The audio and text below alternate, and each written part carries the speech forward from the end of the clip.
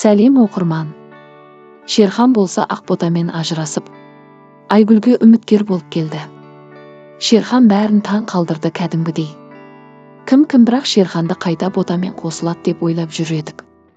Шерхан болса танысуға дайын екен. Ажырасуға жақында ортақ шешім қабылдаған екенін. Қатысушылардың сұрақтары бәрі Ақбота жайлы болды. Біреуі қайта Ботамен қосыласын десе, біреуі неге ажырастың дегені көп болды. Шерхан мен Айгүлдің таныстығы солай басталып кетті. Шерханның бір сұраққа жауабы осындай болды. Мен деді, Ботаның пікірін әлі білмеймін. Біздің ара қатынастың үзілгеніне ұзақ уақыт болды. Соңғы шешім ажырасуға келдік. Мінезіміз енді мүлдем келмейді. Өзім көп уақыт осы үшін депрессияда болдым. Осы уақытқа дейін көп ойландық. Енді тек алға әрекет етемін деді. Таныстық жалғасты, ал пікірлер өте көп.